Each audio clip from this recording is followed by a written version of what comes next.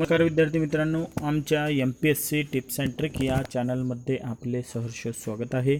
मी निलेश नवरे व माझे सहकारी शोएब पटेल आम्ही आपल्यासाठी घेऊन येत आहोत चालू घडामोडी 2019। तरी विद्यार्थी मित्रांनो, आत्तापर्यंत तुम्ही मला जर का सबस्क्राईब नसेल केले तर प्लीज सबस्क्राईब करा आणि बाजूवरील बेल आयकॉनवर क्लिक करून आमचे निरंतर व्हिडिओ मिळवत राहा। आणि एक महत्त्वपूर्ण सूचना आहे का, तुम्ही मला अनअकॅडमीवर सुद्धा फॉलो करू शकता। अनअकॅडमीवर फॉलो करण्याची लिंक मी डिस्क्रिप्शन बॉक्समध्ये दिलेली आहे। अनअकॅडमीवर तुम्हाला खूप सारे व बेस्ट व्हिडिओ बघायला मिळणार आहे। अनअकॅडमीवर MPSC, UPSC, बँकिंग, रेल्वे व इतर सर्व स्पर्धा परीक्षेचे उत्तम लेसन तुम्हाला तेथे पाहायला मिळेल। तरी तुम्ही अनअकॅडमीचे जे लर्निंग ॲप आहे ते डाउनलोड करायला विसरू नका। आणि एक महत्त्वपूर्ण सूचना आहे का की 24 एप्रिलपासून अनअकॅडमीने MPSCचे प्लस कोर्स लॉन्च केलेले आहे। तर त्यामध्ये विद्यार्थी मित्रांनो, तुम्हाला MPSCचे लाईव्ह क्लासेस तुम्हाला तुमच्या मोबाईलवर बघता येईल। त्याचबरोबर तुम्हाला नोट्ससुद्धा उपलब्ध करून दिल्या जात आहे। त्यानंतर तुम्हाला 3 क्लास नंतर एक डाऊट क्लिअरिंग सेशन त्यामध्ये असणार आहे आणि ते डाऊट क्लिअरिंग सेशन विद्यार्थी मित्रांनो, तुम्ही तुमचे जे काही प्रश्न असतील ते त्यामध्ये मांडू शकता। त्यानंतर क्लासला तुम्ही अनुपस्थित असाल तर तुम्हाला ऑफलाईन रेकॉर्डिंगसुद्धा तिथे पाहायला मिळते। त्याचबरोबर विद्यार्थी मित्रांनो, हप्त्याला आणि महिन्याला प्रश्नमंजुषा सुद्धा तुम्हाला सोडवण्यासाठी दिली जात आहे आणि दर महिन्याला नवीन कोर्सेस तिथे अपलोड केले जात आहे। याशिवाय मी अनअकॅडमीचं सबस्क्रिप्शन कसं घ्यायचं याचा सुद्धा व्हिडिओ मी मागच अपलोड केलेला आहे, ते सुद्धा तुम्ही बघा। आणि अधिक माहितीसाठी तुम्ही माझ्या नंबरवर सुद्धा कॉल करू शकता। नंबर डिस्क्रिप्शन बॉक्समध्ये मी दिलेला आहे। चला तर आशा करतो तुम्ही अनअकॅडमीचं प्लस कोर्सचं सबस्क्रिप्शन तुम्ही घ्याल। चला तर आजचा जो आपला चालू घडामोडी 2019 आपल्यासमोर आलेला आहे ते बघूया। पहा,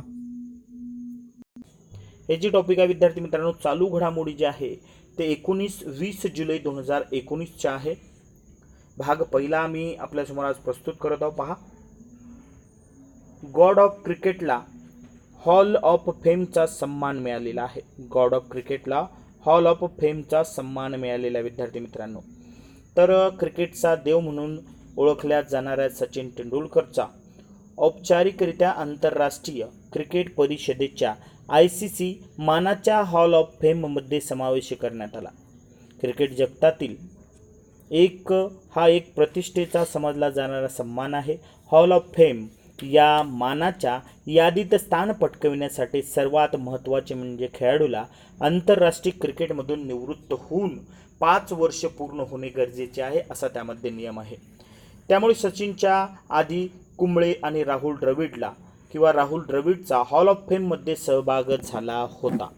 त्यानंतर बघूया, पहा पुढे, सचिनसह दक्षिण आफ्रिकाचे माजी वेगवान गोलंदाज ॲलन डोनाल्ड, ऑस्ट्रेलियाचा माजी महिला वेगवान गोलंदाज कॅथरीनसह 3 जणांना गुरुवारी ICICच्या हॉल ऑफ फेममध्ये समाविष्ट करण्यात आले। हॉल ऑफ फेममध्ये स्थान मिळालेला सचिन 6वा भारतीय क्रिकेटपटू ठरलेला आहे। याआधी बिशन सिंग बेदी, कपिल देव, सुनील गावस्कर, अनिल कुंबळे, राहुल द्रविड यांचा सहभाग यामध्ये केला होता। त्यानंतर पहा, सचिनने आंतरराष्ट्रीय क्रिकेटमध्ये सर्वाधिक 200 कसोटी सामने, 463 एकदिवसीय सामने, कसोटी क्रिकेटमध्ये 15,000हून अधिक धावा आणि एकदिवसीय क्रिकेटमध्ये 18,000हून अधिक धावांबरोबरच इतरही अनेक विक्रम त्यांनी आपल्या नावावर केलेले आहे। त्यानंतर बघूया, पहा पुढील बातमी येत आहे आपल्यासमोर। INS सागर ध्वनी जहाजाच्या सागर मैत्री अभियान 2 या कार्यक्रमाचा आरंभ झालेला आहे। तर विद्यार्थी मित्रांनो, दिनांक 18 जुलै 2019 रोजी कोची येथे दक्षिण नौदल आदेश अंतर्गत असलेल्या साऊथ जेटी तळावर 2 महिने चालणाऱ्या सागर मैत्री अभियान 2 या कार्यक्रमाचा आरंभ करण्यात आला। या कार्यक्रमात INS सागर ध्वनी या जहाजाने भाग घेतला आहे। INS सागर ध्वनी हे संरक्षण संशोधन व विकास संघटना DRDO यांनी तयार केलेले सागरी संशोधनाच्या कामात उपयोगी येणारे जहाज आहे। त्याचबरोबर या कार्यक्रमात Oman, Maldives, Sri Lanka, Thailand, Malaysia, Singapore, Indonesia, Myanmar इत्यादी देशांनी सुद्धा त्यामध्ये भाग घेतलेला आहे। त्यानंतर बघूया, या कार्यक्रमाबद्दलची माहिती देतो। तर सागर मैत्री हा DRDOचा एक पुढाकार आहे। येथे सागर म्हणजे safety and growth of safety and growth for all in the region आणि मैत्री म्हणजे marine and allied inter disciplinary training and research initiative याचा असा अर्थ होतो. त्यानंतर पहा, सन 1962 ते 65 पर्यंत या काळात झालेल्या ऐतिहासिक आंतरराष्ट्रीय हिंदी महासागर मोहिमेचा एक भाग म्हणून भारताच्या INS किस्तना या संशोधन जहाजाने भाग घेतला होता. या घटनेची सुवर्ण जयंती साजरी करण्याच्या हेतूने हे अभियान चालवले जात आहे. याच्या अंतर्गत संपूर्ण उत्तर हिंदी महासागरातून सागरी नमुने गोळा करण्यात येतील. याचबरोबर भारत सरकारच्या safety and growth for all in the region धोरणाच्या पार्श्वभूमीवर विशेषतः हिंदी महासागर प्रदेशातल्या IOR देशांमध्ये सागरी संशोधनाला चालना देऊन त्यांच्यामधील वैज्ञानिक संवादाला आणि सामाजिक आर्थिक विकासाच्या क्षेत्राला सहकार्याला चालना देण्याच्या उद्देशाने हा कार्यक्रम चालवला जात आहे. त्यानंतर बघूया विद्यार्थी मित्रांनो, पहा, संगणकाच्या मदतीने रुबिक क्यूबचे कोडे सोडविण्यात यश आलेले आहे. तर पहा, लॉस एंजेलिस दिवसेदिवस कृत्रिम बुद्धिमत्तेचे क्षेत्र विस्तारत असताना आता वैज्ञानिकांनी रुबिक क्यूबचे तर्कावर आधारित कोडे सोडविण्यासाठी अल्गोरिदम विकसित केलेला आहे. सेकंदापेक्षाही कमी काळात हे कोडे संगणकाच्या मदतीने सोडविण्यात यश आले आहे. माणसाकडून कुठलेही प्रशिक्षण नसताना यंत्राच्या मदतीने हे कोडे सोडविता येते हे स्पष्ट झालेले आहे.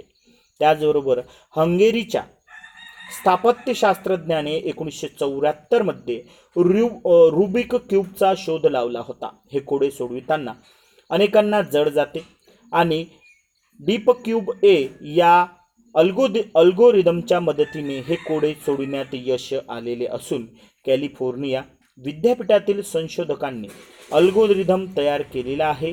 सेकंदापेक्षाही कमी काळात हे कोडे आता त्यांच्या मदतीने सोडविण्यात आले आहे.